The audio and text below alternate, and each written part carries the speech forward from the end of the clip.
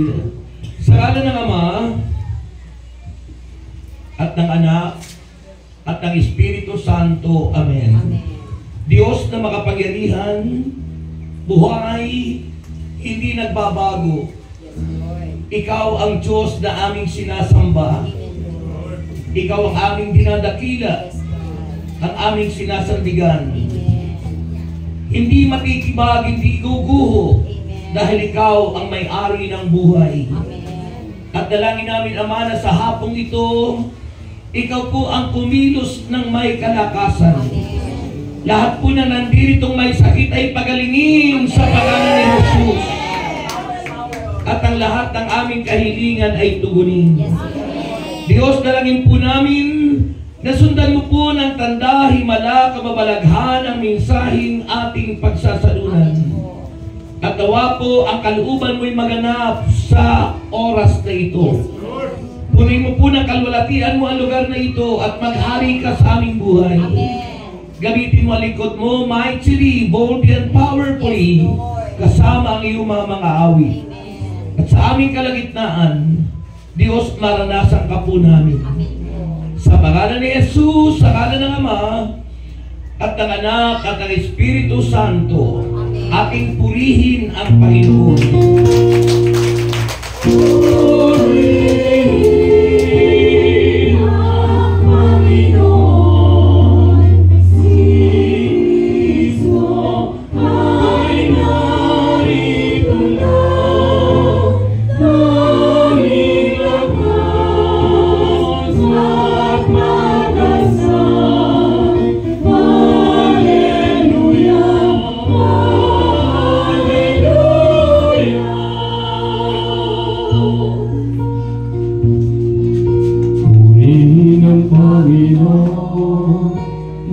Nagdiriwang sa pagdating niya, nagagalak ang aking espiritu.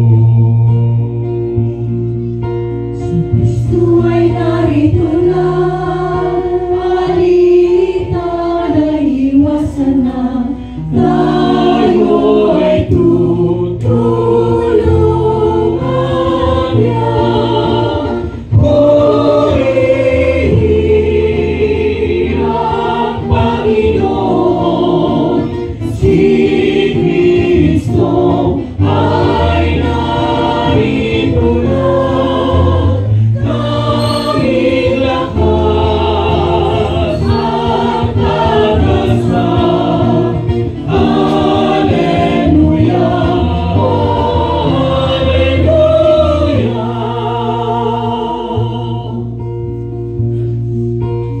Ang lakas at pag-asa narito sa pina, nakahanda tulungan ka.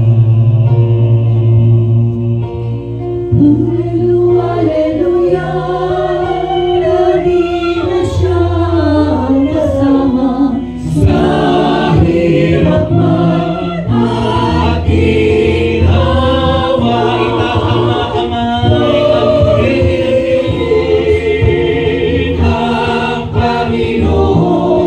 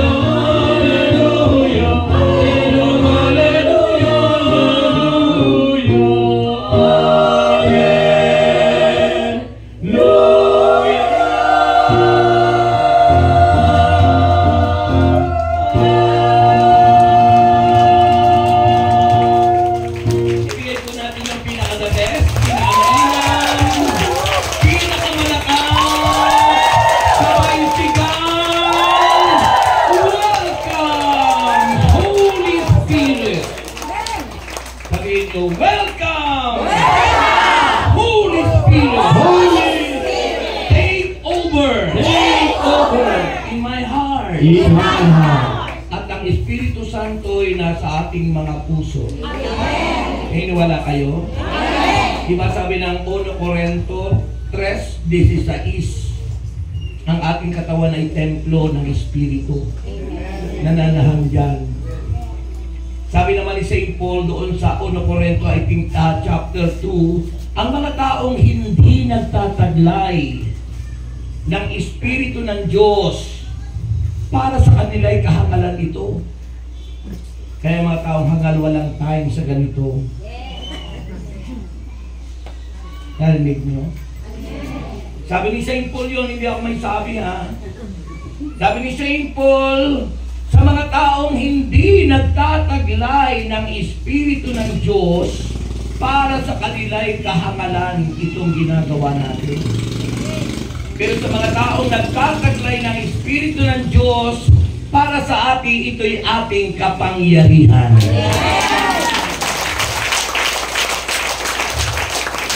Lahat ng pumapalakpak, may power yan. Kaya itaas ko na mataas, sa inyong mga kamay, pumapalakpak. Yung iba kasi hindi na itaas. Hindi naman malakas ang hangin pa painin. The power of the Lord. Okay. Handa na po kayo? Yes! You know, giving is a gift. It's a grace of God. The grace of giving. At ang grace, it is an, tawag dito, unmerited favor of God. Ibig sabihin, hindi ikaw yung gumagawa. But once na ang Spirit ng Diyos ay sumasayo, ay ang Diyos ang gumagawa para sa iyo. We become an instrument. Tayo nagiging daluyan ng pagpapala para sa iba. Amen. Yung hindi umimen, ewan ko. Pagpapala ba?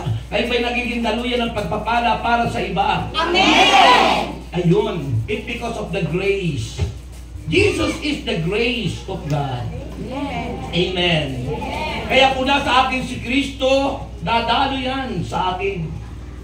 Sa mga makamundo, kaya nagiging maraming masama because of influence. Sabihin nyo, influence. Nagiging masama minsan yung tao, naging masama yung anak because of influence. Kung sinong kaibigan mo, magiging ganun ka. Kaya pag kayo'y magkakasama, mga anak ng Diyos, nagiging magkakamukha kayo. Amen. At ang mga ugali niyo ay kagaya ng ugali ng ating Panginoong Jesucristo. Sarap ka tayong maging ugali ng Panginoong Jesus. Taglayin niya ninyo ang katangian ni Kristo. Diba? Na bagamat siya ay Diyos, hindi nagpumilit na makapantay ng Diyos. Hinubad niya ang kanyang pagka-Diyos. Nakipamayan sa atin. Sabi ng sulat sa mga taga-Pilipos. Yung po ang sinasabi. Kaya po, handa na kayo. Kung hindi ko matapos ito, overnight tayo. Payag kayo. Okay, sabi po rito, Mark chapter 12 verses 28. Hindi po yan. Mark chapter 12 verses 38. Ito ang sabi ng Bible, makinig kayo. Sa kanyang pagtuturo, ang Panginoon ay laging nagtuturo. Tayo namang mga tao laging nagtuturo. Nagtuturuan ng kamalian ng iba. Si Kristo nagtuturo. Sabi nito, sa kanyang pagtuturo, sinabi ni Jesus, mag-ingat kayo, babala. Sabi niyo babala. Babala. Asawa ni?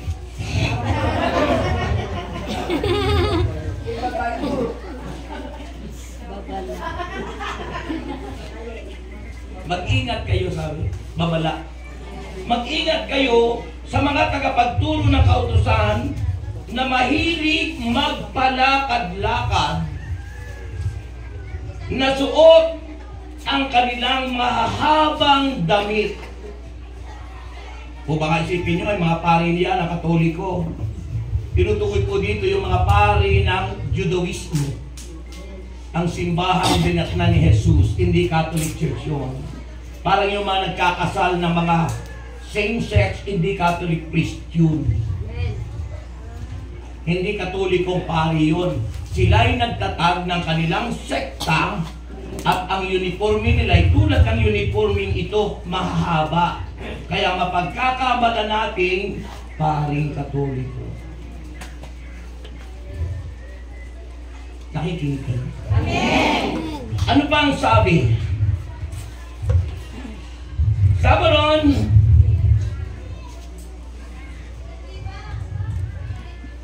ang gusto nila ay ang mga natatanging upuan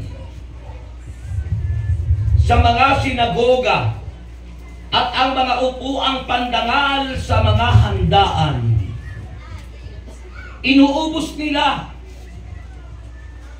ang kabuhayan ng mga balo o byuda. Hinuhut-hutan nila. Hinuhut-hutan yung kinukuha. Yung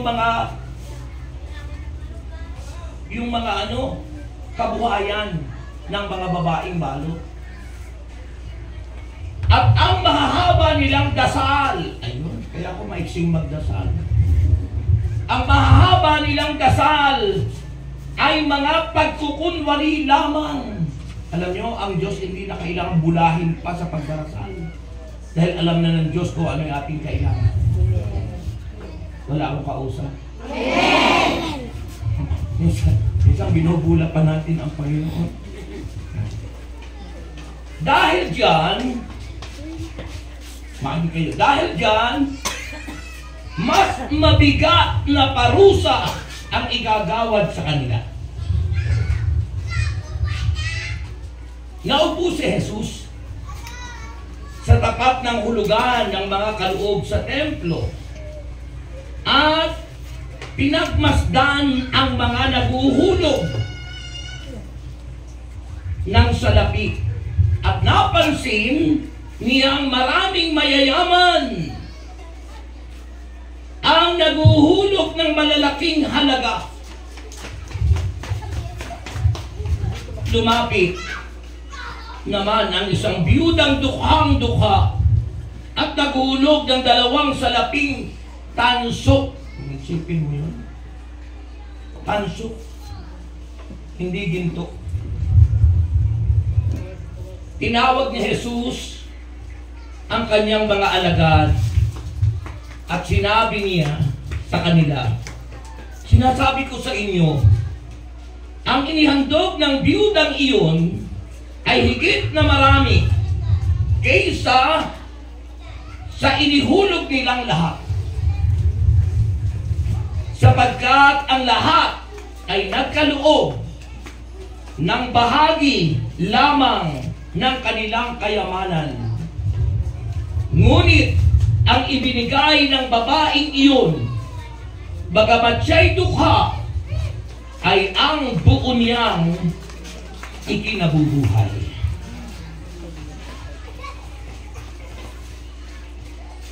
Bakit kaya malalaman natin ang sagot? Ang mabuting balita ng ating kaligtasan. Taas ang kamay at sabihin natin, welcome Holy Spirit. Welcome, Holy Spirit. Ibig sabihin, kakanta po tayo. Mataas ang mataas. Every time you welcome the Holy Spirit in your life, langit po yun. Amen. Welcome Holy Spirit. We are in your presence. Fill us with your power.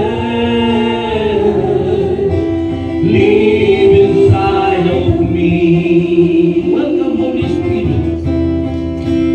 Welcome, Holy Spirit.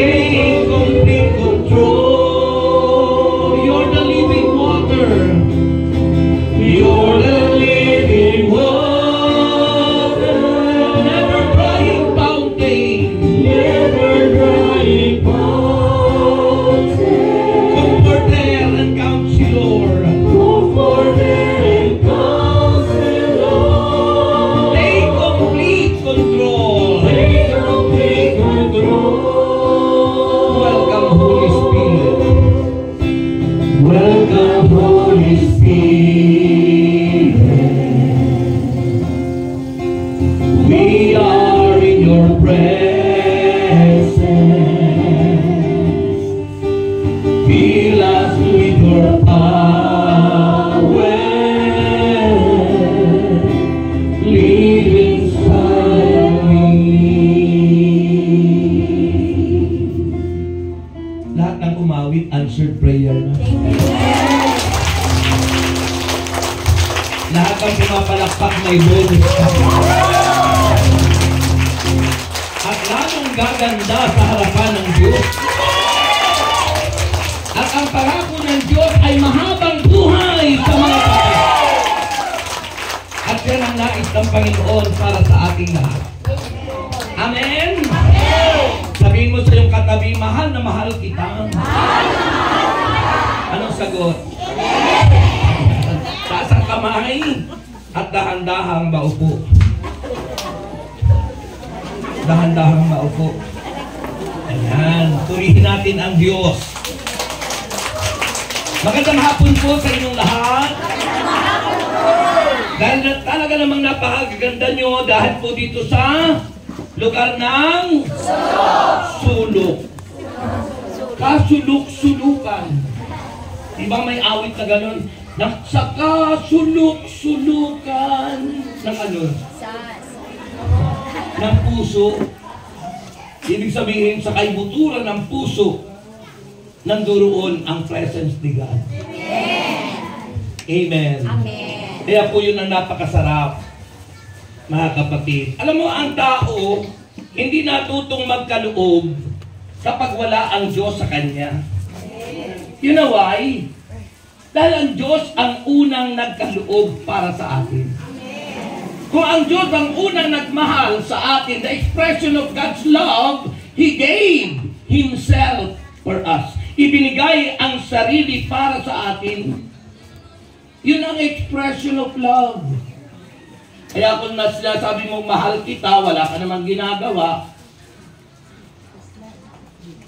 useless. Kaya ang pag-ibig at pagmamahal ay dapat na i-express. Pag sinabing express, hindi po yung sasakyang mabilis. Kasi ang akala natin express, mabilis yung sakyan, nahulog sa tulay. Ang bilis kasi. Pag sinabing express, ipadama mo yung iyong damdamin. Ipadama mo yung sinasabi mong, I love you. I love you. Yung ba binubulong mo sa puno ng tainga ng mister mo? I love you. Na kapag binubulong mo, hindi nakikiliti kang gano'n. I love you. Naranasan niyo ba yun? Sa edad nyo yan? Ha? Totoo po. Sir, di ba? Binubulungan ka ng mister mo sa puno ng tainga na medyo nakikiliti. Hindi ka tatrap. Hindi ba? Sarap yun ang love. Expression of love. Ang mahirap nun, kung yung mister mo, ang binubulungan na yung kumari mo, yan ang mahirap.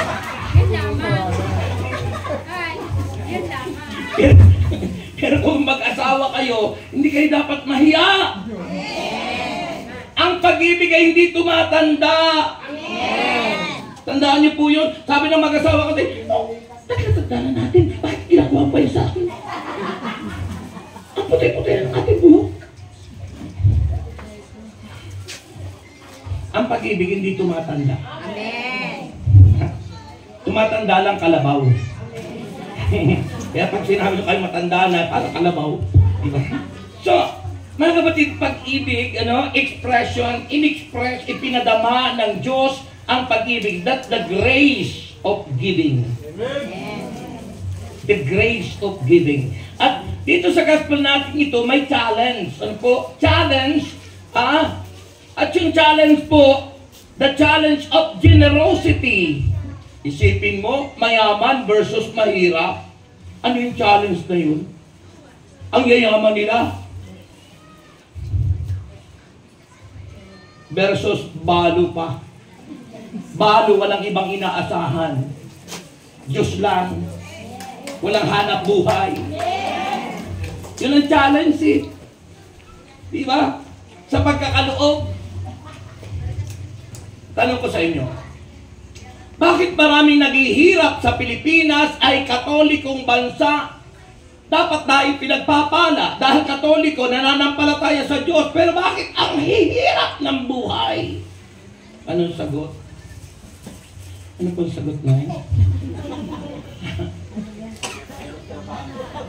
Ay daw magtrabaho? Hindi. Ang sisipag nga ng mga tao. Sisipag matulog. Alam mo kung bakit? Maraming mayayaman ang sakim. Sarili lang ang iniintindi. Ayaw magbahagi ng nararapat. Buti pa yung balo. Kaya yung circulation ng riches ng bansa sa kanila lang. Isipin mo, pag mag-apply ka ng trabaho, ang daming requirements, kailangan pleasing personality, maganda raw na itsura, guwapo, maganda, kailangan graduate ka, kailangan ikaw ay nagtapos ng ganito, kailangan mayroong clearance ka, pero pag nag-presidente ka, kahit grade 1 ka, pwede. Pwede ka kumandidato. Pero pag nag-apply ng trabaho, ang daming requirement. Pero mag-apply ka na eleksyon, mag-file ka ng kahit grade 1 ka lang, pwede ka. Kasi requirements lang, you are a Filipino citizen.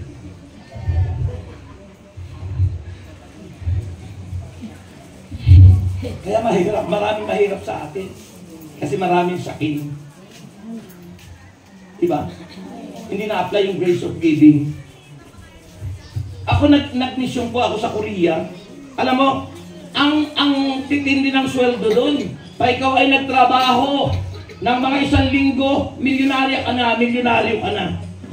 Kasi ang pera nila, milyon.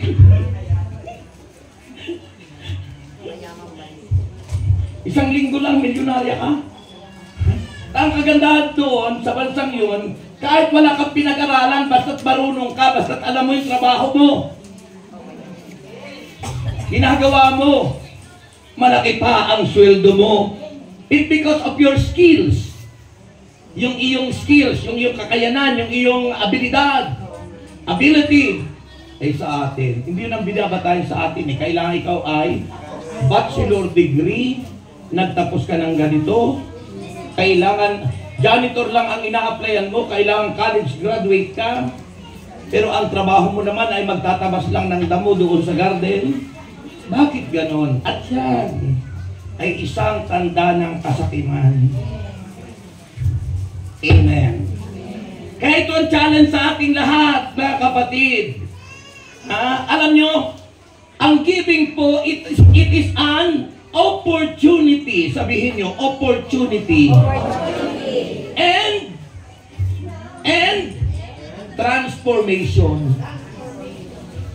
Pag tayo ay marunong magkaloob, magbigay, generous ka, oportunidad mo yun.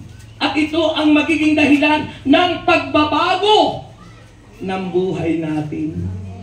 Pagbabago ng ating kalagayan, ng estado natin, transformation, and tinatawag na oportunidad. Kaya maraming naghihirap, hindi lamang dahil maraming sakin, because we don't give. Nanghihinayang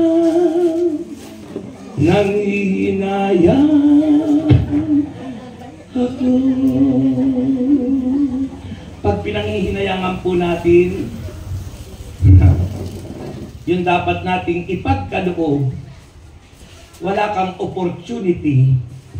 Hindi mo ma-i-enjoy yung oportunidad na ibinibigay ng Diyos kapag tayo'y nagkakaloob, sapagat ang giving o being generous, ito ang susi ng kasaganaan at kagalingan ng ating mga katawan. Kaya nga yung challenge sa Old Testament, diba, sa Malakay, chapter 3, verse 10, sabi ng Panginoon, basahin ko para sigurado. Baka sabihin niyo naman, hindi totoo yung sinasabi ko. Pero gusto ko basahin sa inyo. Sabi rito, ang Malakay po, Malakyas, ay huling aklat sa Old Testament. Sabi po dito, Malakay, chapter 3, verse 13. Verse 13. Umpisa natin kaya sa verse 10. O dito sa, mas maganda sa verse 6. Tuloy-tuloy. Nakikinig kayo? Yes. Ito'y salita ng Diyos. At ang Diyos, kapag nagsalita, hindi tulad ng tao, na kapag sinalita natin minsan, di natin tinutupad. Minsan tayo'y nangangako, hindi naman natutupad. Ang tao nangangako, napapako. Lalo na kung panahon ng eleksyon, sasabihin, lalagyan ko kayo dyan ng tulay. Kaya kahit walang ilog, tinulayan. Mga pangako ng tao, napapako. Kaya sabi po rito na challenge sa atin, sabi ni Yahweh, ako si Yahweh at hindi pa kayo lubusang nalilipol o nauubos. Sapagkat hindi ako nagbabago sa aking pangako. Ang tao pabago-bago ang pangako. Pakakasalan kita, ay nakakita ng iba, ay ayaw ko na sa'yo.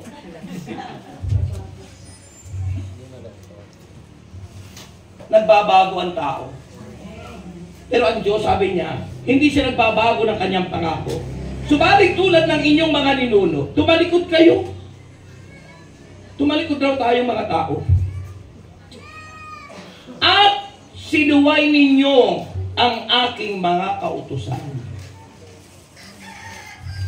Sumuway tayo sa kautusan ng Diyos. Manumbalik niya kayo sa akin at panunumbalik din ako sa inyo, sabi ni Yahweh. Panunumbalik, pagbabalik sa Diyos. At ang sabi niya, manumbalik kayo sa akin at panunumbalik din ako sa inyo, sabi ni Yahweh na makapangyarihan sa lahat. Itinatanong ninyo, paano kami manunumbalik sa inyo? Paano kami manunumbalik sa inyo? Ang tanong ko naman, matuwid bang pagnakawan ng tao ang Diyos? Matuwid bang pagnakawan ng tao ang Diyos? Tawag po dyan, ang Diyos ang may-ari ng lahat, tayo'y katiwala.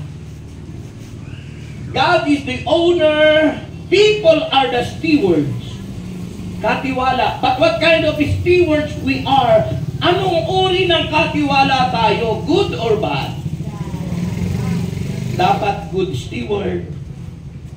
Kaya ano sabi ron? Ang tanong ko naman, matuwid bang pagnakawan ng tawang Diyos? Sagot ni Yahweh, hindi. Ngunit, pinagnanakawan ninyo ako. Sabi ni Yahweh, pinagnanakawan ninyo ako. Sa paanong paraan? Sa mga ikapo at mga handog. Sa mga ikapo at handog. Ibig sabihin, yung ikapo, hindi sa atin, sa Diyos. At sinachallenge tayo ng Diyos, kung tayo'y mabuting katiwala, pinadadaan sa atin, kung alam mong hindi sa'yo yun, hindi mo pag-iinteresan. Ibabalik mo yun. bilang tanda ng gratitude o pagtanaw ng utang na loob na ang ating buhay ay sa Kanya, na ang ating lakas ay sa Kanya, na ang ating buhok ay bilang niya, kung gaano karami ang nalaglag, pumuti at nakalbo.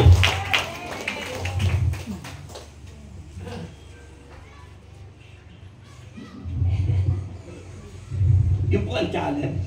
Kaya maraming naghihirap. Yun because ninanakawan natin ng Diyos. Hindi tayo tapat, hindi tayo mabuting katiwala. Tanong ko sa inyo, mabuting katiwala ba kayo? Amen. Halata sa inyo.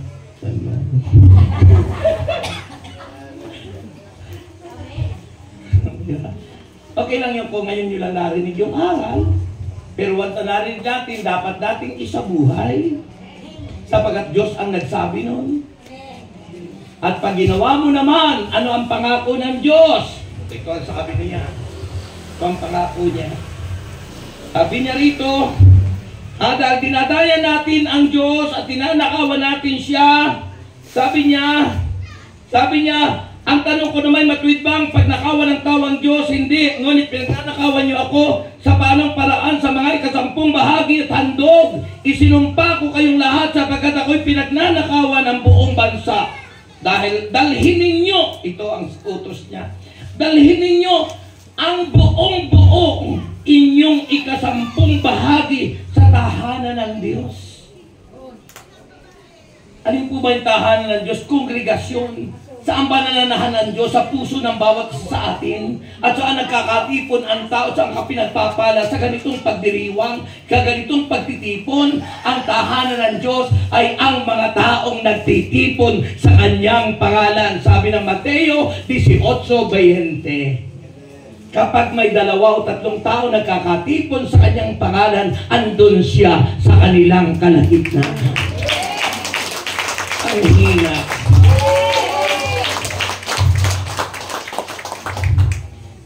So dalhin ninyo ng buong-buo ang inyong mga ikasampung bahagi sa tahanan ng Diyos upang matugunan ang pangangailangan.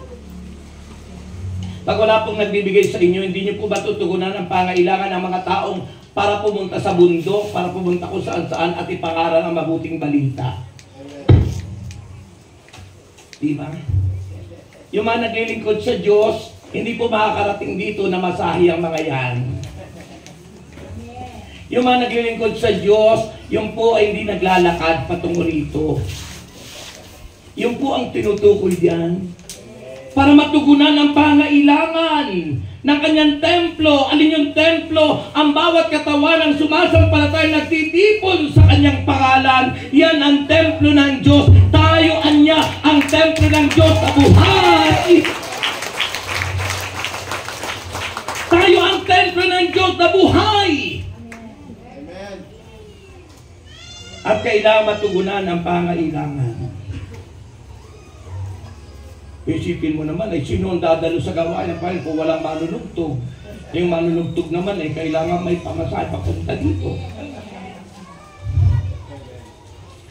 Hindi makaka-encourage tayo ng mga tao kung walang mga aawit.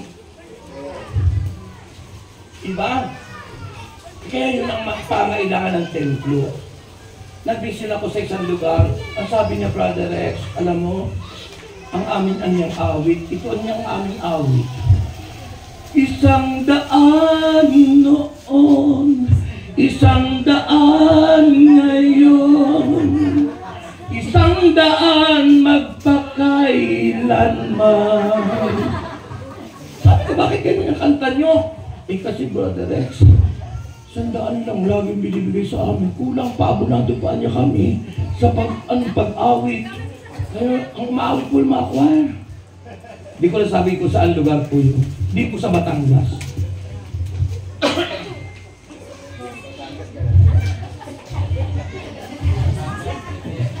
Sipin mo yun, but because they are not generous, hindi na-experience yung grace of giving that Jesus Christ, He gave Himself for the church. Ibinigay ni Kristo ang Kanyang sarili para sa atin. for our salvation, for our healing, for our deliverance, everything that we need, because Jesus is the source of everything. Sa Kanya nagmumula ang lahat. He gave Himself for us. And if the Spirit of Christ is in us, yun dapat. Kung paano na ibigay ni Kristo, di ba sa 1 John chapter, sulat ni Samuel chapter 3, yung tunay nagmamahal sa Diyos tulad ni Kristo na iaalay ang buhay para sa kanyang kapwa.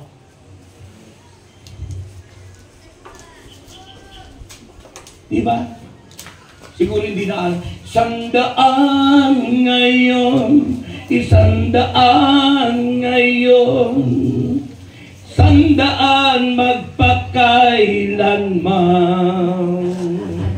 100 noon, 100 ngayon, 100 magpakailanman. Ang sabi pa ng mga choir doon, sabi niya, di ka nagbabago, hindi ka nagkukulang. Di raw nagbabago. Dahil ang kanta nila, 100 noon, 100 ngayon, 100 magpakailanman, because they are not generous. They are not generous. So generosity is so important. Ano sabi ng Bible? Ulitin ko muna yung pangako ng Diyos kapag ginawa natin yon. Sabi ng Malakay chapter 3,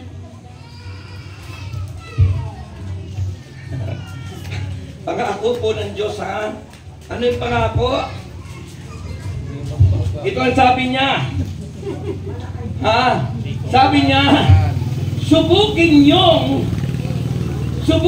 akong sa bagay na ito. Sabi po ng verse 10. Sabi ron, sa verse 10 ng Malakay chapter 3, dalhin ninyo ng buong-buong inyong ikasampung bahagi sa tahanan ng Diyos upang matugunan ang pangailangan sa aking tahanan. Subukin niyo ako sa bagay na ito. Kung hindi ko buksan ang bintana ng langit at ibuhos sa inyo ang masaganang pagpapala. Sabi ron, hindi ko rin ihahayaang salantain ng mga balang ang inyong mga pananim at mamumunga ng sagana ang inyong mga ubasan. Dahil dito isasabihin ng lahat ng bansa na kayo'y mapalad, sapagkat napakainam manirahan sa inyong lupain, sabi ni Yahweh na makapangyarihan sa lahat. Alam nyo, na ako'y tawagin po ng Diyos, squatter lang po ako. Wala po kaming bahay na maayos. 1986, sa Bikutan. Pagkatapos namatay yung una kong asawa, hindi po ako nagpasalamat na siya'y namatay na. Yung iba kasi nagpapasalamat at sasabihin may pagkakataon na uli sila. Hindi po ako nagpasalamat. Nung mamatay po yun, napunta ang servant leader, si Brother Mike. Hindi pa po ako kilala. Ako po'y patulong-tulong pa lang. Pero nakapagtataka, bakit pumunta ron yung lingkod ng Diyos na si Brother Mike? Di pa naman ako disciple na ano yun. Bakit pumunta? Naka-Mercedes-Benz.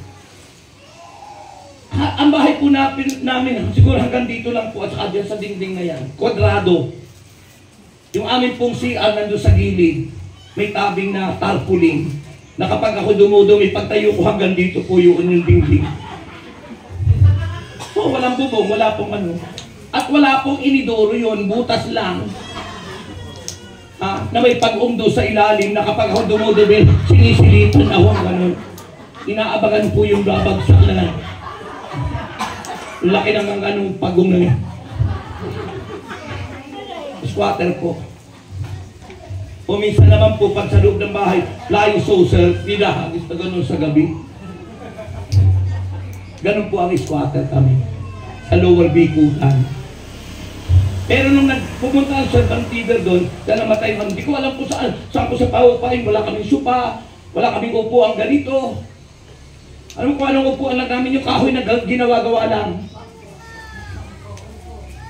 Kaya hindi ko alam saan sa paupuin, anong ipapainom ko lang. Sabi ni Brother Ray Bravo, dahil sila yung mga nauna sa akin na preacher, siya yung duties doon. Sabi niya, Brother Ray, bumili ka ng tsaka. Ano bakit yung tsaka? Kasi alam ko po noon, ang tsaka, iniinom lang pag may sakit. Pag nilalagnat. Diba? Pag may sakit, tsaka o kaya ay orange. Kung gusto mong ikaw ay makainom ng Royal Orange, magsakit-sakitan ka. Ay inumin ka ng Royal. Tapos tsaka na may kalamansi. O bumili mo. Then after, nailibing po yung wife ko. Alam mo, yung wife ko po nung namatay, yung una kong wife, nung namatay, siyempre iniisip ko, wala akong pera. Anong pagpapalibing ko dyan? Kaya bumili po ako ng kinuha kong servisyo, pinakamurang servisyo. Noon po mura pa, 1986. Alam mo kung anong halaga? Magkano? Parang natatandaan ko, 4,500 lang yung halaga. Nung servisyo, yung ataol. Yung ataol po na kalahati lang po ang salamin. Ha? Hindi yung diretso. Ha? Yung mukha lang. No? Pagkatapos po, ang kulay ay yung kulay parang brown.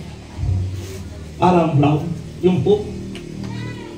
Nung unang gabi, ang daming mga kapitbahay nagtatayo ng mga tent. Sabi ko, bakit nagtatayo sila ng mga tent? Yung pala para magsugal. Hindi ko po sila pinayagan.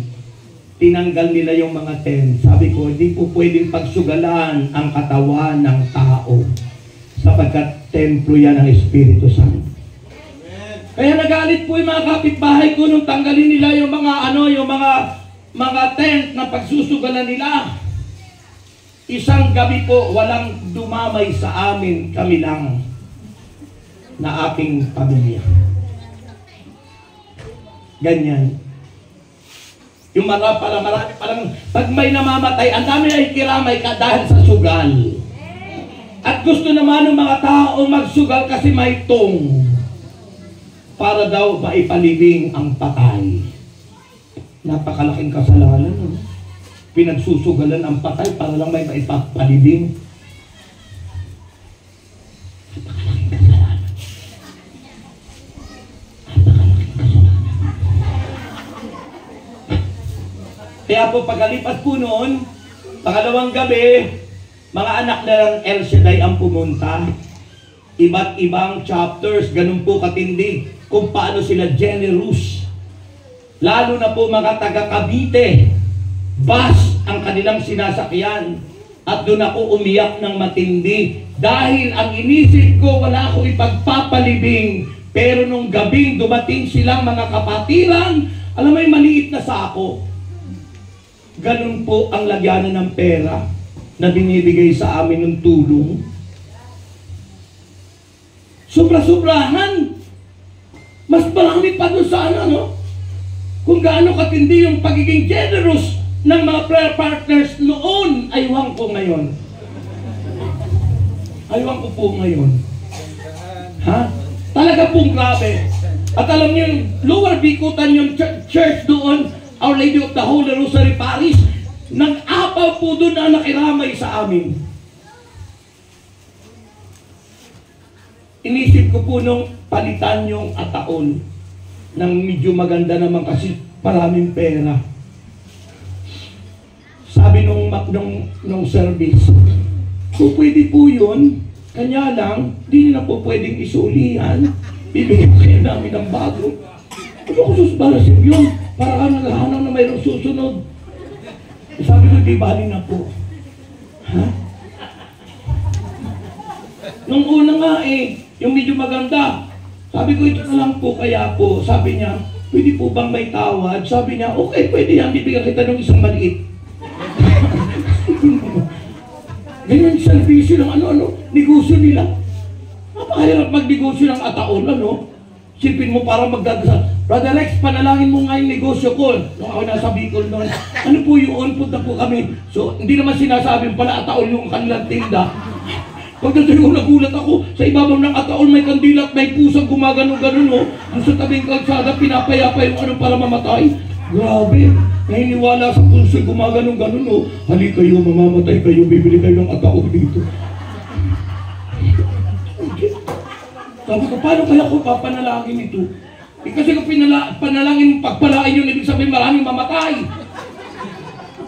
Alam mo, para lang ano, nahimik lang ako at ang prayer ko sa sarili ko, Lord, bahala ka na po kung ano po nais nyo. Kasi kung magdasal ng ano, Lord, pagpalain niyo po itong negosyong ito, eh parang inisip ko, Lord, maraming mamatay para maraming bumili ng ataon. Nakakatakot to, mga kapatid. So anong nangyari po? Hindi ko na pinapalitan. At ang dami pong nakiramay.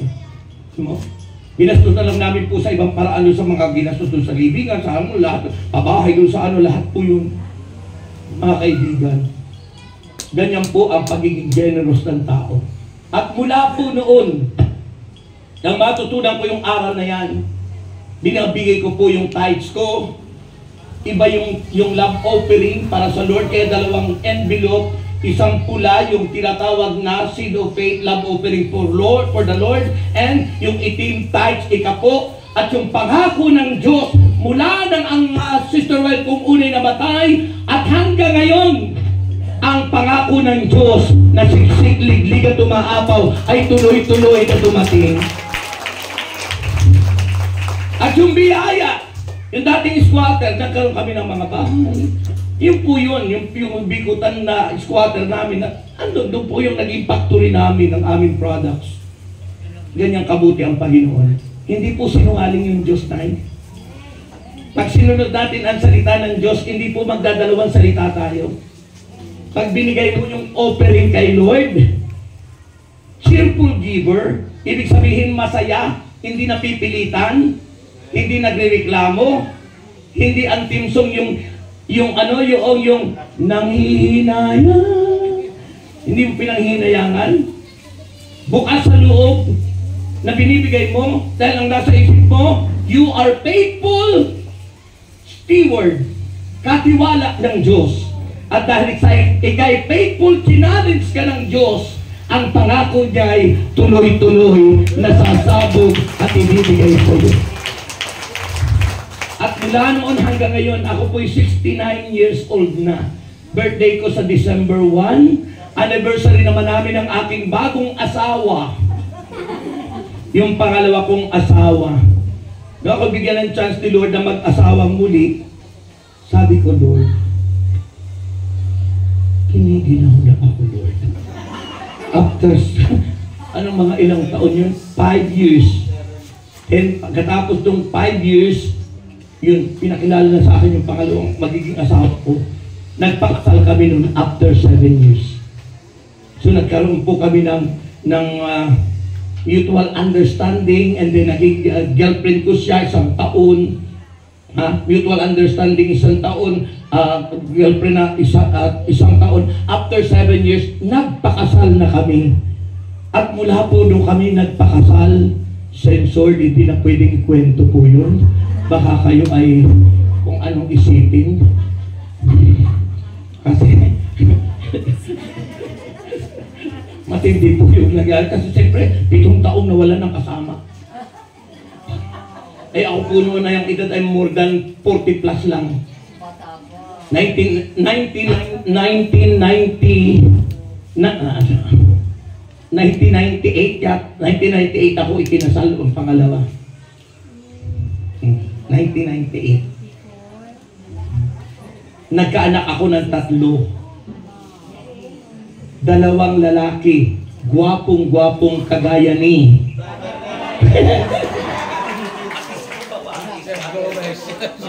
Talang niyo mga kapatid, yun, tinan mo, hindi sinungaling ang Diyos. Grabe talaga po ang Diyos ay magsalita. Kapag sinabuhay natin ang salita ng Diyos, hindi po, walang patid, walang palya na binibigay ko yun. Kasi mahalaga dito yung pagsasabuhay. that you become a generous person, mapagkaloob, mapagbigay, sinusunod mo yung utos ng Panginoon. Kung hindi naman yung pangako ng Diyos, kung binubuksan niya ang durungawan ng langit, ibinubuho sa iyo ang masaganang pagpapala. Nung sinabi niya, hindi na kayo padadalhan ng salot, ibig sabihin sakit, karamdaman. 69 years old, mula noon, hindi po ako nagkakasakit na nao-hospital. Hindi ko sinasabing ma-hospital ko, I rebuke it in Jesus' name. Because if we are obedient person, people of God, kung tayo masunurin na mga anak ng Diyos at nagiging generous kay Lord, ang pangako niya ay kanyang tinutupad ng sunod-sunod. Amen? Amen? At matutupad yung pangako niya na tayo kanyang bibigyan ng mahabang buhay. Isipin mo yun? Ang pangako ng Diyos kapag tayo masunurin, mahabang buhay. Kaya ano ang sabi ng Panginoon? Mga kapatid, yung generosity, we give something, an expression of what is good in us. And it is always other-oriented. Ibig sabihin ng other-oriented, yung inaalala mo yung kapwa mo, hindi sarili mo. Yun yung second greatest commandment. Kung mahal mo ang Diyos, sabi ng Panginoon, you shall also love your neighbor. Dahil kung ano ang iyong ginagawa sa iyong kapwa, sa Diyos natin yon ginagawa.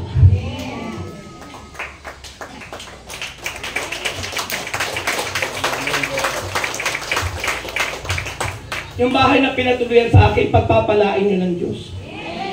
Ako pinagpala ng Panginoon dahil tumuloy sa akin yung lingkod ng Diyos na si Brother Mike.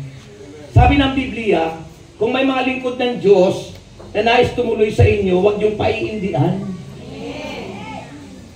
Kasi malay nyo niya, baka anghel na yun. Kasi magiging dahilan para kayo sumagana at pagpalain.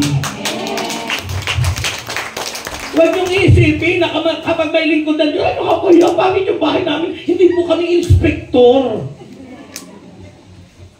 Hindi po namin inspeksyonan yung inyong toilet o bathroom kung maganda o hindi.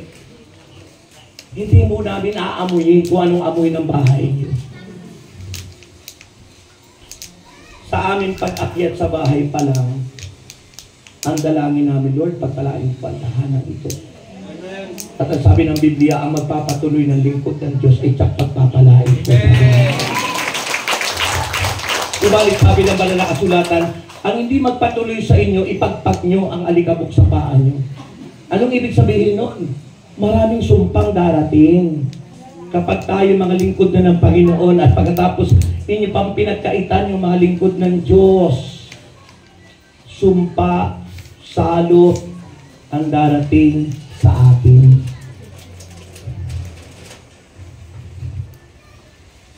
Wala kayo. Salita po ng Diyos yun, hindi salita ni Brother Rex. Kaya yung kinainan ko kaninang umaga, tsak, sunod-sunod ang pagbabalat biyaya sa kanila. Ang sarapan naman ang ginataang papaya. Amen! Yan po ang aral ng Panginoon. Being generous. Sabihin mo, I am generous. Because the grace of giving, the Spirit of Christ is in me. Purihin si Lord. Amen. So nagbibigay tayo ng something sa ating kapwa because what we did to the least of our brothers and sisters, you did it unto me, sabi ni Jesus. Ginawa mo sa akin, sabi ng Panginoon. Amen po. Now, para po hindi kayo maging overnight, dito na po yung first point na nais kong ibigay sa inyo. Yung warning. Sabihin yung warning. Warning. Babala. Hindi ko na sasabihin yung asawa nun. Christ's warning against the pride of the scribe. Ano po? Kung ang taglay nating spirit is the spirit of the scribe and Pharisees, magiging tayong tulad niya. Ano po yung pride nila, yung kayabangan nila? Nung nagbibigay na, nung nag-o-offer na, parang naiinitan sila, ginagamit nilang pamaypay yung kanilang perang ini-o-offer. Pinapakita nila na sila ay mayaman. Sabi ng aral ng Biblia, di ba? Kung ikay magkakaloob, huwag mo nang ipaalam pa ang ibinibigay ng kanang kamay mo, ng kaliwang kamay mo. At yung binibigay ng kaliwang kamay mo, huwag mo nang ipapaalam sa kanang kamay mo. Ibig sabihin, huwag tayong mayabang. Huwag na natin palagay pa, donated by. Magbibigay ka nga, gusto mo naman nakatatak yung pangalan mo. Ha? Eh meron daw nag-donate. Ano? Alam mo kung anong dinonate? Chalice. Alam mo yung chalice, yung nilalagyan ng ano dyan sa kusya. Eh gusto nakalagay yung pangalan niya. Eh di nakasulat doon sa ilalim ng chalice yung pangalan niya. Kaya habang itinataas ng Panginoon ng pari yung chalice, sa halip na katawan ni Kristo yung pangalan niyang itinataas. Yan ang spirit ng scribe and Pharisees. The challenge of the pride, kayabangan na may scribe at Pharisee. Nawa po ang taglay natin spirit is not the Pharisaical spirit, but the spirit of the grace of God, ang Espiritu ni Kristo na siyang biyaya para sa ating lahat. Secondly, ano ang pangalawa? Sabi ron, ang mga scribe and Pharisees, sila po ay naghihintay ng recognition. Kapag nagbibigay sila, gusto nila sila'y pupurihin. Gusto nila ng recognition. Ganun ba tayo? Hindi. Ang mga scribe and Pharisees, kung yun ang taglay natin spirit, they are waiting for honor from others. Kaya sabi rin, gusto nila sila'y pagpugayan. Ginagamit nila kanilang uniform. Ginagamit nila mahabang pagdarasal para sabihin lang sila ay mga banal at mga religious but not righteous. Religious ka nga, hindi ka naman matuwid dahil hindi mo ginagawa yung utos ng Diyos. Religyoso ka nga, pag naman natapakan yung paa mo, mumurahin mo yung kapwa mo. Dasal ka nga ng dasal naman namin sumasalangit sa Santa Maria, ina ng Diyos. Plangin mo kami, hindi mo naman tinatapos. Paano malulugod ang Diyos doon sa dasal natin? Hindi naman natin tinatapos, wala sa puso. Nagdarasal naman namin sumasalangit kay Santa Maria, ina ng plangin mo kami, Eh, dapat okay mo, ipanalangin mo po kami. Sinusurkat, nagmamadali kasi inaantok na.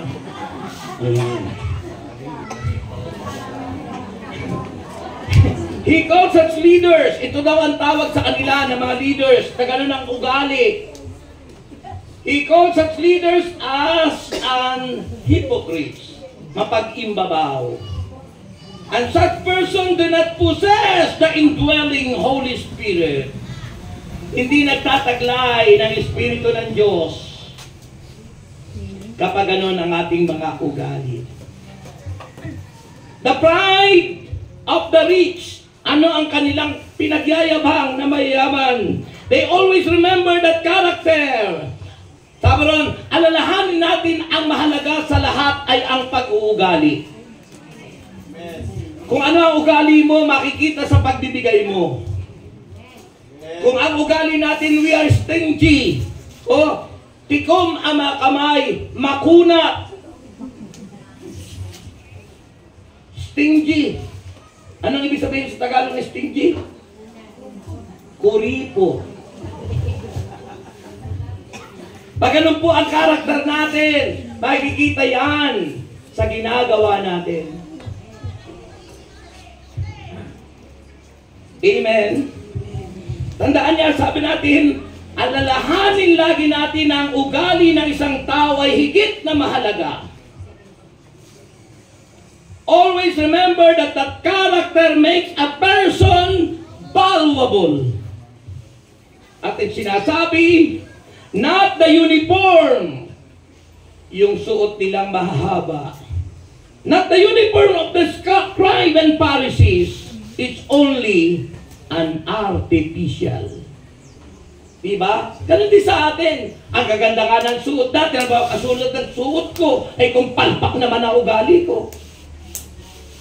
Ang ganda nga ng barong ko, pangit naman yung ugali ko. Ang ganda nga ng uniform na mahakwal, ang papangit naman ang mga ugali. Ay hindi dapat gano'n. Dapat makikita sa tumpak at tamang pag-uugali sapagkat ang ating mga uniforme ay artificial lang. Pakitang tao lang natin yan kung ang ugali natin hindi naman dapat. Kaya mas maganda yung suot, maganda yung ugali. Maganda yung itsura mo, maganda yung makeup mo, maganda ang puso mo. Sabi ni Jesus, huwag kayong gagaya sa mga scribe at mga Pariseo. Nililinis nila ang pinggan, nililinis nila ang plato, pati baso, pero nililinis nila ang libingan, pero ang laman ng libingan, bulok na alansay. Ganyan-ganyan anya kayo. Sa puso natin, bulok naman pala. Ang daming sama ng loob, ang daming galit, ang daming puot, ang daming hinanakit, magkaaway sila ni Mister, pero praise the Lord and praise the Lord. Hindi muna magpatawad bago mag-praise the Lord. Magkaaway silang mag-ina, instead na magpuri muna sa Panginoon, magpatawad ka muna at patatawarin ka ng Diyos. Hustong takal ang pagpapatawad ni Yahweh El Shaddai. Diba sabi ng Panginoon, so kayo maghahandog at may sama ng loob kayo sa inyong puso. Iwanan niyo muna ang inyong handog. Puntahan niyo ang tao kayo may kasama ng loob, makipagkasundo tayo. At tapos saka tayo bumalik para matupad ang kanyang pangakong pagbubukas ng bintana at pintuan ng langit para maranasan natin ang pangako ng Diyos. And finally,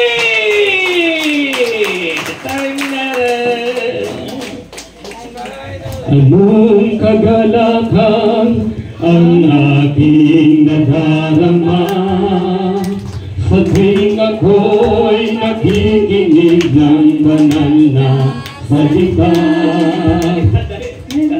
Sabi niyo, anong kagalakan ay pero parang mga lupay-pay. Para yata nabanata doon sa mensahe ng Diyos. Para mga pinagbubog. Ha?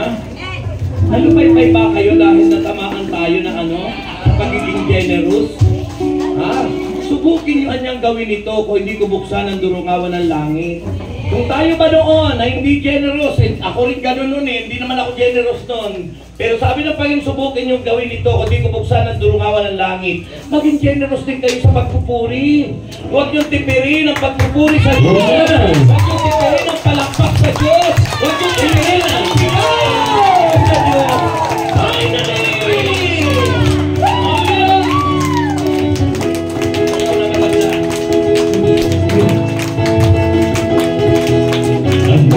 Kagalakan ang aking nadarama sa tuwing ako'y nakikinig ng banal na salita.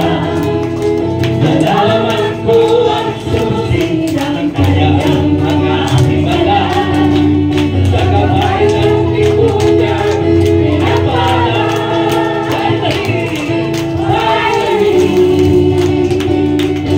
Ako ngayon may bagong buhay, finally. Ako ngayon ay pinagpala. Ako ngayon ay pinagpala, finally. Ako ngayon ay tagumpay. Ako ngayon ay tagumpay, finally. Yes, finally. Ang buhay ko ngayon. Ang buhay ko ngayon ay sisingilin ng biyaya. Umay pagsubok man ay hindi alintana. Ako'y punong-puno ng pag-asa, kagalakan, sa pagtahak sa landas ng kabanalan. Finally, ako ngayon ay bagong buhay. Finally, ako ngayon ay pinag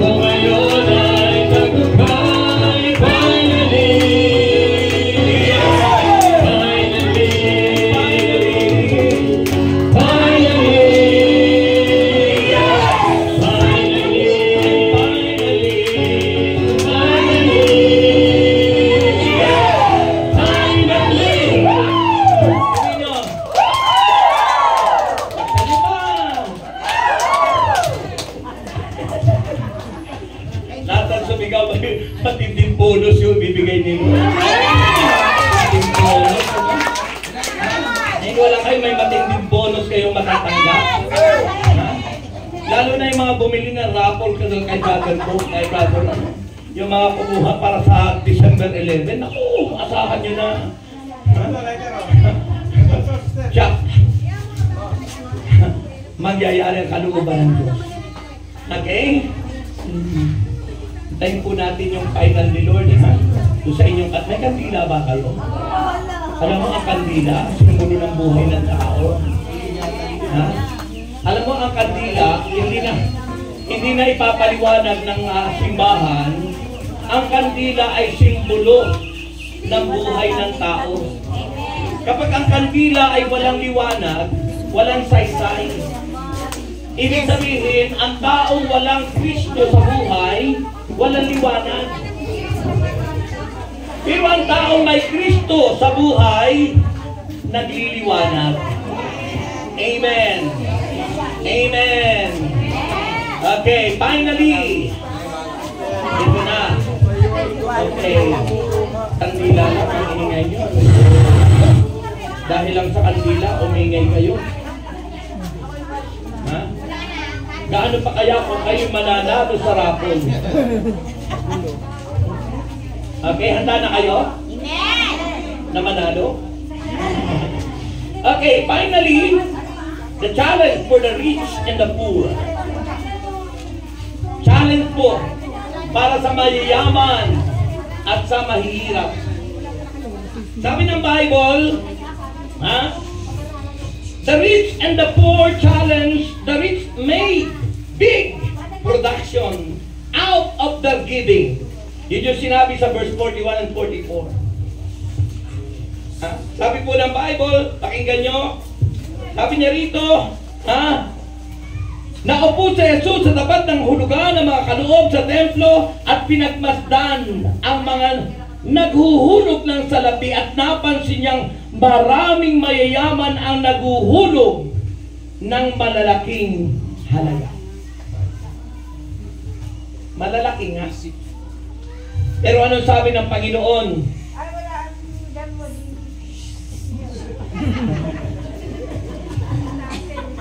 Sabi ng Panginoon, makinig kayo dito ng tingin.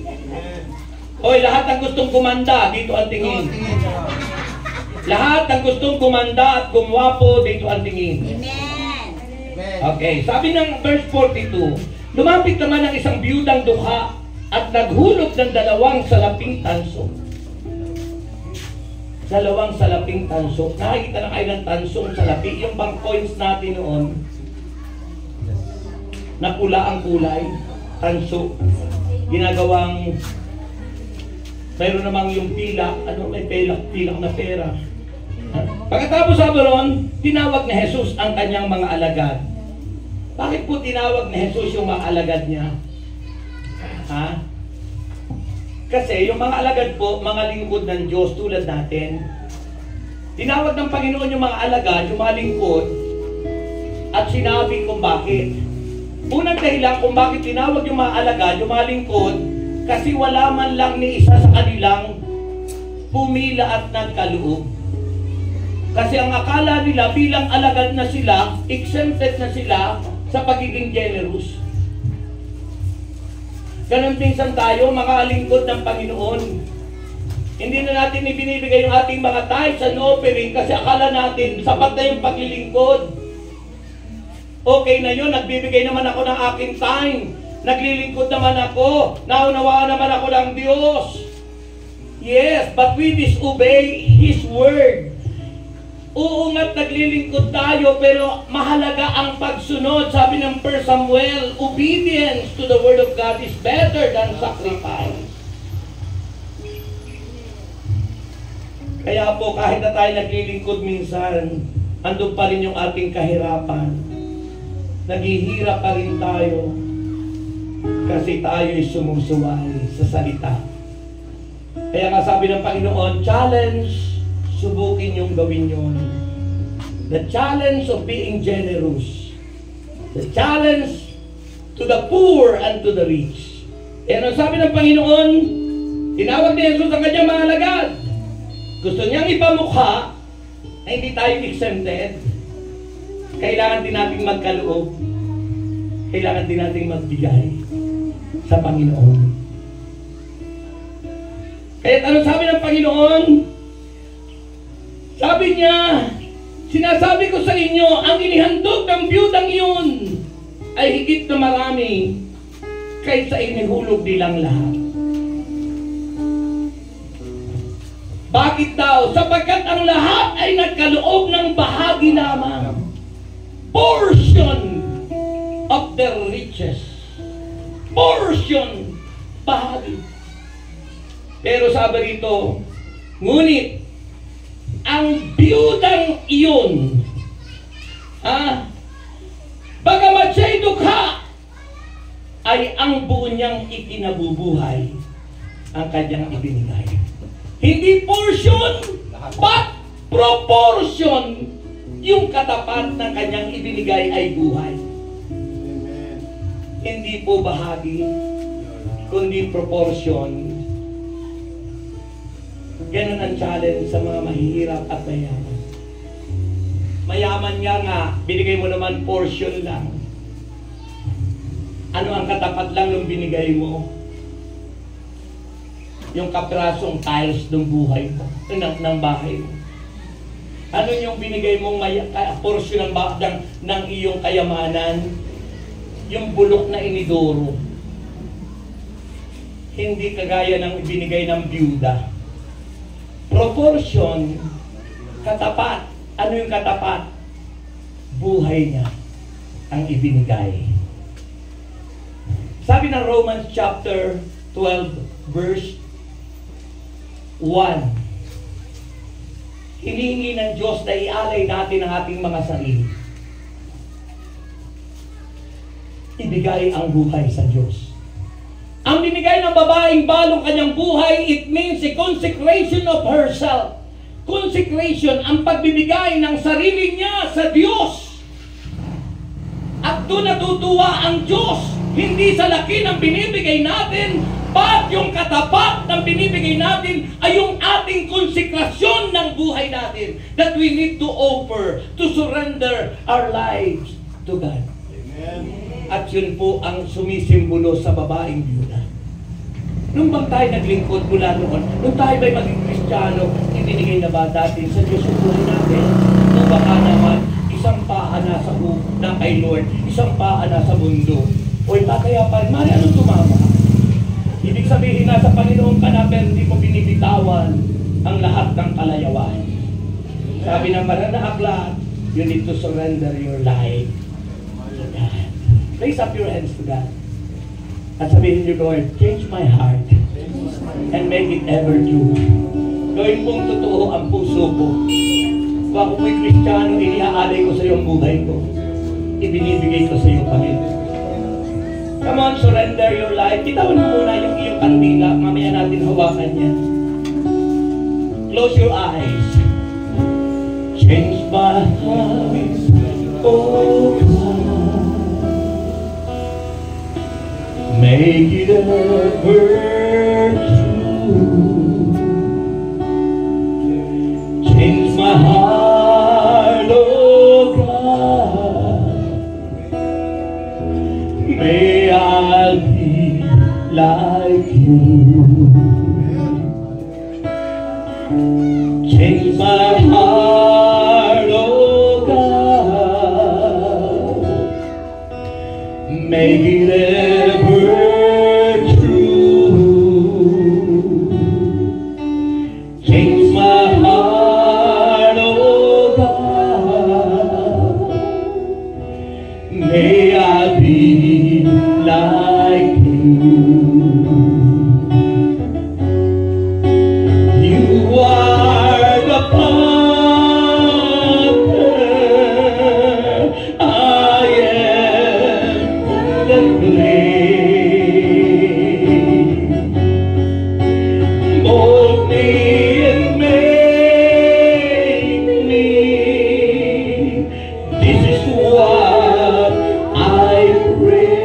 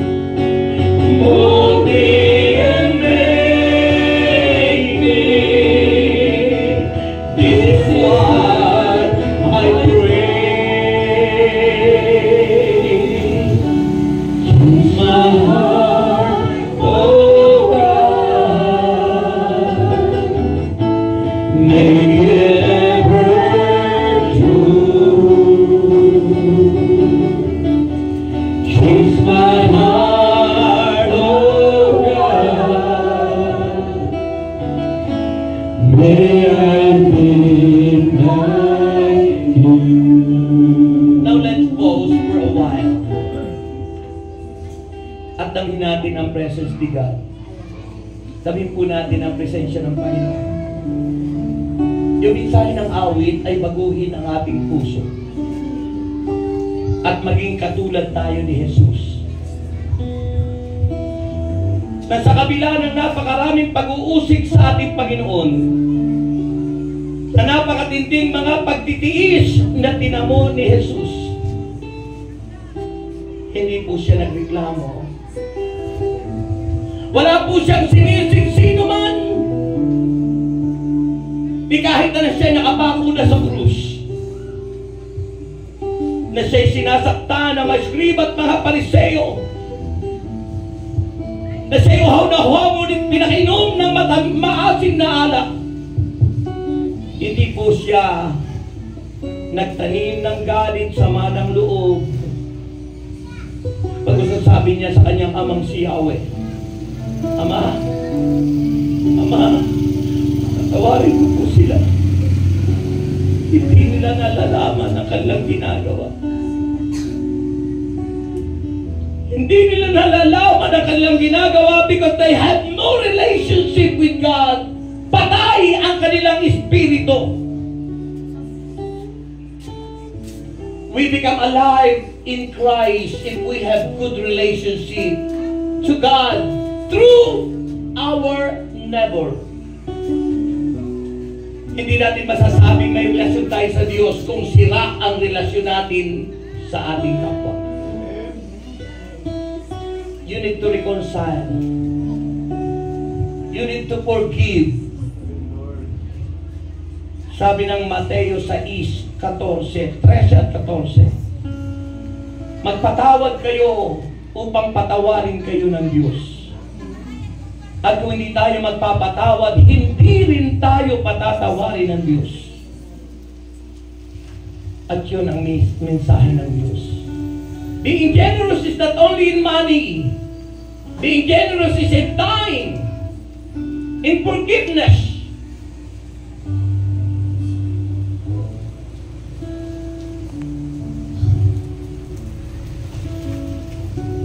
Hindi labang pera ang pagbibigay. But you give your time, your talent, your treasure. You need to give your forgiveness to others. Kausapin niyo si Lord. Talk to Him. Open your heart. Ibigay niyo sa Lord. At mararanasan niyo ang mga pangako niya. Mararanasan niya. Let the power, let the anointing, let God's presence be experienced in this moment. Come on. In moments like this, I sing out a song. I sing out a love song to Jesus.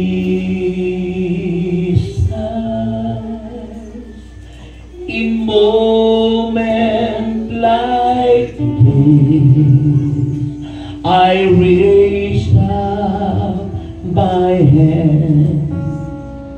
I raise up my hands to the Lord. Itaas ang mga kamay, singing I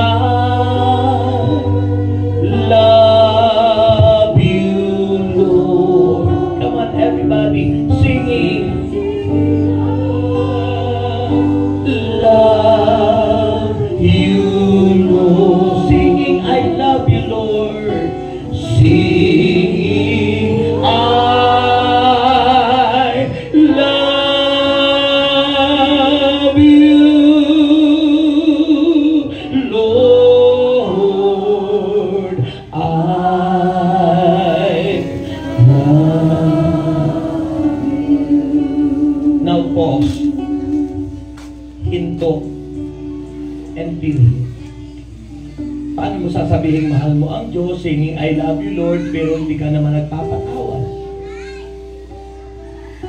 Ano mo sasabihin I love you Lord, pero may kaaway ka?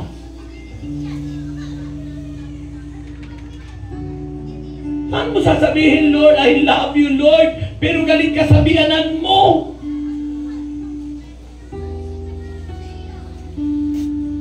Ano mo sasabihin, I love you Lord, sa tagal-tagal na kayo mag-asawa, magkaisa ng iniigaan, pero di naman kayo nagbabati?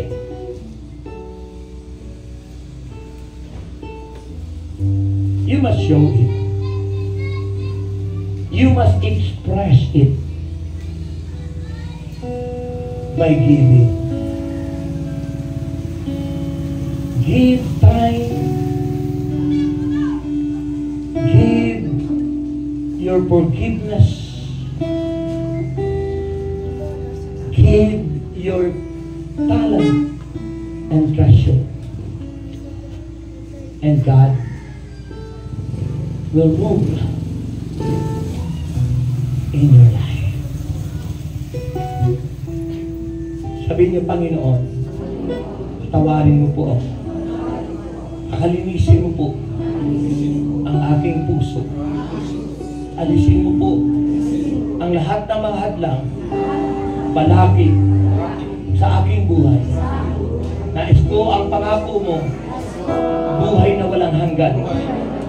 At ang balakid, ang dahilan kung bakit minsan nagiging baiksi ang buhay. Kaya ngayon po, ako'y nagpapatawad na. Pinatatawad ko ng mga tao yun. Lahat na nakasakit ng aking damdamin. Itinatakwil ko si Satanas at ang lahat ng kanyang gawain. At mula ngayon, ibinibigay ko sa iyo, Panginoong Jesus, ang aking buhay. At mula ngayon, ako'y tanging sa iyo lang. Sa ngalan ni Jesus. Taas ang kamay and declare the goodness of God. That God is good. I-declare natin ngayon. Sharabahandarasi. Yekatarabahandarasi. Ramayiralahandahanay. Sabihin niyo, I love you, Lord. Of the goodness of God.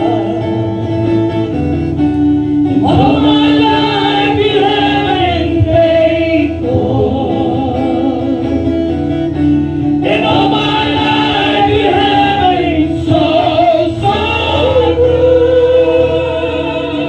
In every breath that I am able, and I will sing of the good.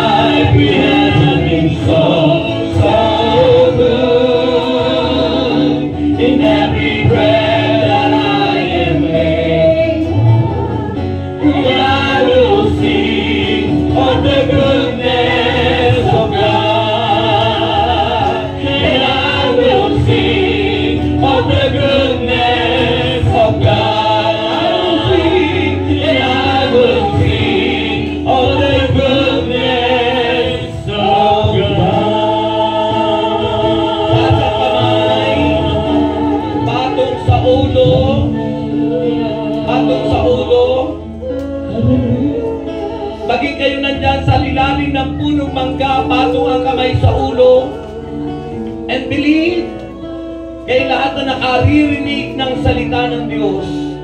As the Bible says in Mark chapter 16, from verse 15 to the following verses, at silang lahat na sumampalataya, silang lahat na nabautismuhan ay maliligtas. Ngunit ang hindi sumampalataya ay parurusahan. At ang mga sumasampalataya ay magtataglay ng ganitong tanda ng kapangyarihan. Sa pangalan ko, pangalan ni Jesus, makapagpapalaya sila ng mga demonyo. Magsasalita ng ibang wika.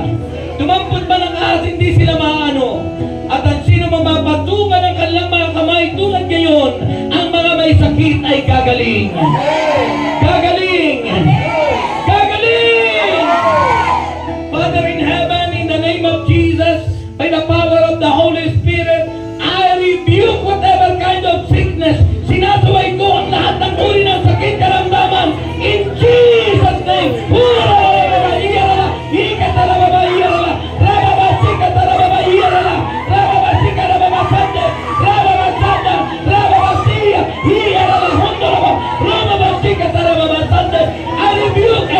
I rebuke. Get out! Get out! Get out! Go! Come on, go! Go! Palayain ang mga tao ito in Jesus' name! In Jesus' name! In Jesus' name! Go! Go! Get out! Satan, get out! Satan, go! Go! In Jesus' name. And Father, covered us with your precious blood. Balutin kami ng iyong banal na dugo. Itago kami sa iyong likuran. Magari ka sa aming buhay. Mula po ngayon, ay lagi naming dama ang iyong pag-ibig, ang iyong pagmamahal. Declare it. Na I will sing. Yung kanina. Goodness of God. All my life you have been Declare the there. faithfulness of God. Declare it, declare it. All my life you have been so good. In every breath that I am able, And I and I will will sing to the goodness of God. And I will sing of the goodness of God. Palakpakan si Lord. Yung malakas, sumigaw, sumigaw. Sabihin mo ngayon, nasa kamay. Sabihin mo ngayon, I am healed. Magaling na ako. Sabihin mo ngayon, I am strong. Malakas na ako. Sabihin mo, ako'y walang sakit. Ako'y good health. I am strong. I am rich. Mayaman na ako. Sa ngalan ni Jesus. Anong sagot? Ayun. Yan ang lagi niyong itideklara. Tandaan niyo lagi sinasabi ng banal na aklat at sinasabi ng servant leader, ang ating buhay at kamatayan ay sa dila natin nakasalalay. Kung ano ang inyong isipin at sabihin, mangyayari sa iyo yan. Eh kung ang bibig mo tuwing mananalamin ka, ang pangit ko na, papangit ka talaga. Pero kapag nananalamin ka lagi, sasabihin mo kung babae ka, ang ganda-ganda ko talaga. Gaganda ka talaga. Tingnan mo ako, 69 years old. Lalo na kung nakasalamin. Naku, sabi naman, Brother Rex, kinikilig ako. Sabi doon sa pilotahan ko, Brother Rex, bakit naman di pa ako pinicturean? Namimili kayo na kasi pilit na pilit ako sa iyo. Ba? Ganyan kapag si Lord ay nasa sa'yo. lagi ko dinideklara ko yun. I am strong, I am rich, I am good health. Ha? Sabi ko, pag ako nananalangin sa parang gumagawa ko lalo si Francis. And that is the manifestation of what? Spirit in your heart. Kung anong espiritu ang nasa puso mo, yun ang makikita sa hitsura ng mukha. E tingnan niyo po yung mga taong laging galit. Ang edad niya, 38 years old pa lang, pero mukhang 88 years old. Diba? Kasi laging galit. O, sino ba laging galit? Si Satanas. Pero ang Diyos, sabi ng fruit of the Spirit, He is love. Ang Diyos ay pag-ibig. Ang Diyos ay kagalakan. Jesus is the joy in our heart. Siya yung kagalakan ng puso natin. Hindi po yung numero na inaalagaan. Huwag na kayong mag-alaga ng numero. Alagaan po natin ang puso natin. Punuin, i-saturate natin ng salita ng Diyos. Nakahanda na ang kandila nyo? Okay. Papatayin lang po natin yung kandila kapag ubus na para tayo overnight. Pag malapit na doon sa kanyang dulo ng daliri at mauubos na, doon lang natin papatayin. Naka-ready na, naka-ano na. Sabi ko kanina, ang kandila ay simbolo ng ating buhay. Ang kandila walang kwenta kapag walang ilaw. At sinabi ng Biblia, Jesus is the light of this world. Siya yung liwanag. Kaya ang buhay na walang Kristo, parang kandilang walang liwanag. Pero kapag ang Kristo ay nasa atin, nagliliwanag, nagniningning. Kaya ang tingin ko sa inyo talagang mga mukhang anghel. Hindi ho fallen angel, kundi yung angel na kasama ng Panginoon. Sasabihin ko nga po pala sa inyo, wag na wag niyong sasabihin kapag may dumating sa inyong bahay na, halimbawa lingkod o ano man, ay sasabihin niyo, ay hulog ka ng langit. Kasi po isa yung hinulog sa langit, si Satanas. Kaya pag sinabihan mo yung taong dumating sa inyo, hulog ka ng langit, parang sinabi mo na, si Satanas ka, ano?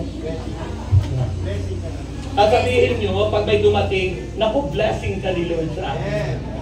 Amen. Biyaya ka ni Lord sa akin. Pagpapala ka sa akin. Huwag yung hulog ka ng langit. Kasi si Satanas po yung hinulog mula sa langit. At yan yung nanggugulo sa buhay ng tao ngayon dito sa mundo. Kasama ang 1/3 of all angel, yung tawag sa kanila, mga fallen angel. Sila yung mga duwinde, sila yung mga pati-anak, sila yung mga tikbalang, sila yung mga nang-uusog-usog, na naniniwala ka pang may tapal-tapal ka sa noo at sa katawan mo na may lating-lating ka pa, nagpapatawas ka pa, yan, gawa ng diablo yan. Kaya pag kayo nagpapatawas, nilalagyan lalo kayo ng maraming sakit sa inyong katawan. At yun na ang inyong ikamamatay pag di tayo nagbalik loob sa Diyos. Kaya salamat sa inyong pagbabalik loob sa Diyos. Amen. Andyan yung liwanag ni Kristo. Taas ang lahat ng yan. At sabihin natin, Lord, liwanagan mo ang aking buhay. Huwag nawa pong mamamatay ang ilaw, ang liwanag. Hayaan mo laging naglalagablaw ang liwanag na ito. Light my life, Lord.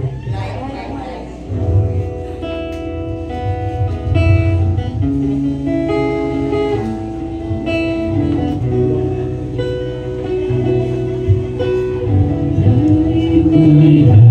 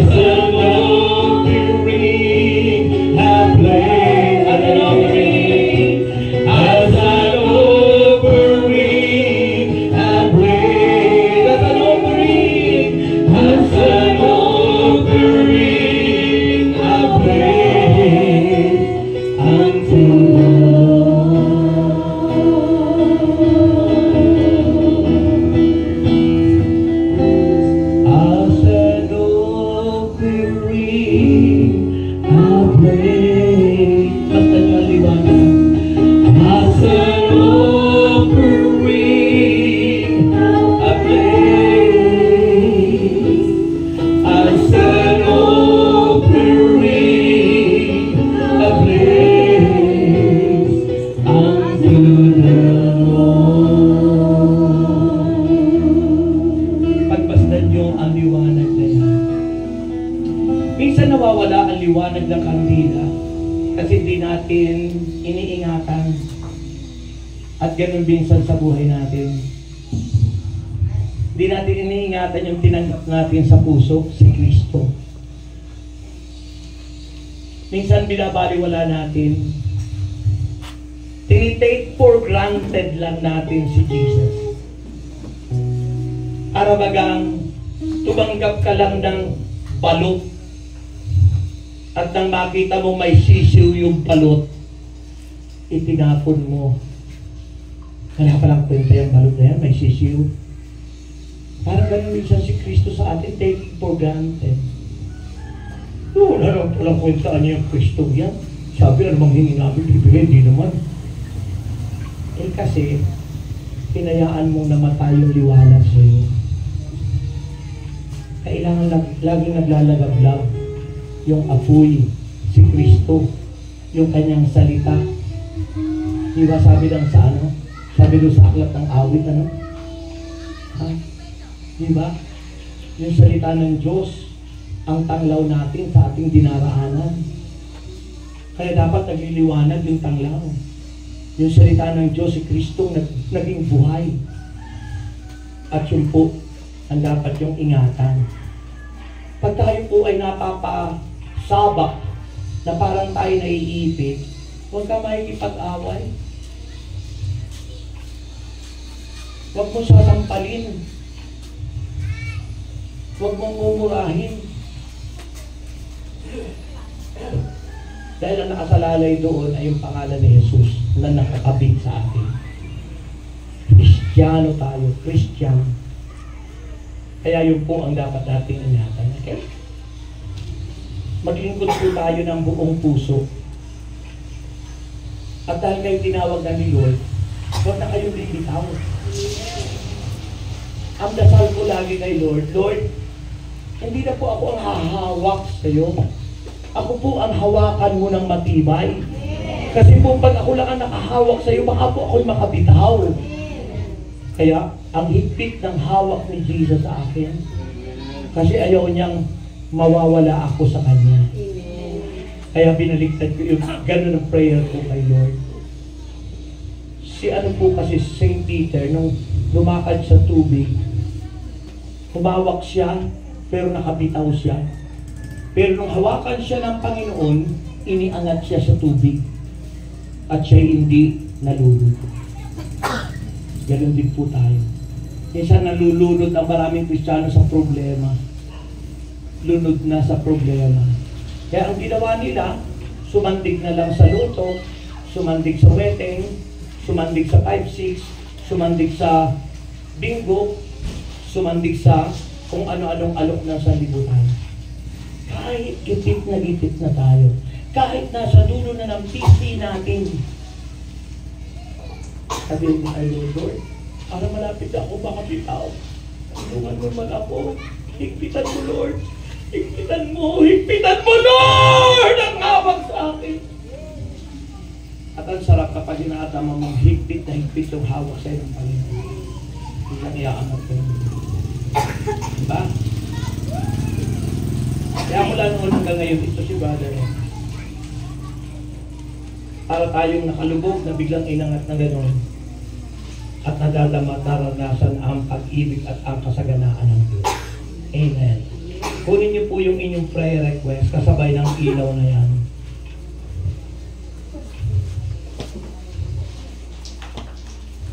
Kanina po yung pinag-usapan natin generosity. Kung ano yung bukal sa puso niyo, yung laman ng sobre niyo. Yung laman ng inyong i-offer kay Lord. Subukan yung maghandog ng kahit magkano lang na bukal sa puso niyo. Magiging binhi, puhunan yun. Puhunan na siyang mag-uumpisa ng kasaganaan natin. Nung si Brother Mike nag-preach, pinag-offer tayo tig-100. Naging puhunan. Yun po ay lumago sa bawat isa. Kaya po, yung inyong handog na yan, puhunan nyo yan. At maniwala kayo. Tandaan nyo po yung preaching ngayon. Tandaan nyo po, bumilang kayo, hindi magtatagal, iaangat ni Lord ang ating mga kabuhayan. At magiging good health lagi. Kung dati yung iba sa atin ay lagi na laman ng ospital, gastos dito, gastos doon. Kasi doon napupunta yung dapat yung binigay na ikapo, siningil din tayo ng Diyos sa ibang paraan. Akala natin, dinaya natin ng Diyos, pero binalik pa rin natin, kaya lang ibang paraan ang Diyos kong maningil. Nagkasakit ka, tapos nasira yung bahay, nasira yung ganito. Yung dapat kong ibibigay kay Lord, na dapat protection natin, siningil pa rin sa atin sa ibang paraan. Dahil hindi tayo naging tapat. Okay, taas ang lahat ng yan. Ama namin Diyos, pagpalain po ang mga bagay na ito. At dalahin ko, Panginoon, ang mga prayer request po namin. Inaangkin na po namin sa nagliliwanag na kandilan, simbolo mo, Lord. Inaangkin po namin kami lahat ay answered prayer. And Lord, patuloy na aming pinanghahawakan ang iyong pangako sa Luke 6:38 na ito'y babalik po sa amin, siksik, liglig at umaapaw. At ito po'y inaangkin na namin sa pangalan ni Jesus. Tayo po ay maghahandog habang hawak yung ating ilaw. Mamaya natin papatay pag naihandog na natin. Ang ating pong aawitin ay tungkol sa love offering. Offering of love. Yan. Habang kinukolekta po ng maganda at sexing collector nyo. Kailangan nyo sexing collector nyo po ang maulekta. Offering of love. Give me. Hinahanap ka po. Hinahanap ka po yung key ng ng offering of love. Give me and brought me to life. You brought me. Okay, gusto nyo kumanta na ako kahit walang tugtog? Okay. You saved me and brought me to life. You taught me and brought my son.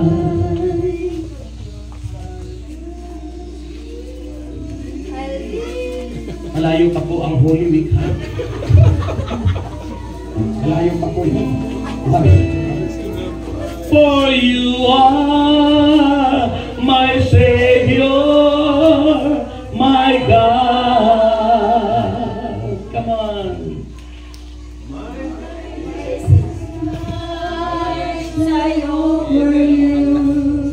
My life, my soul, I give to you.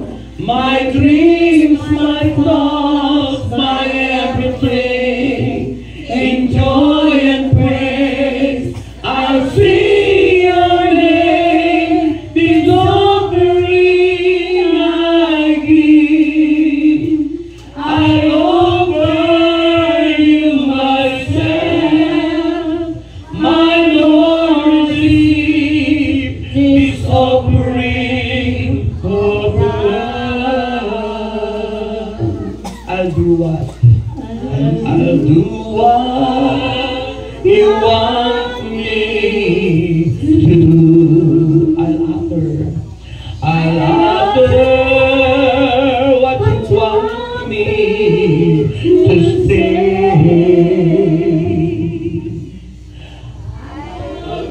I'll be what you want. I'll go where you lead. For you are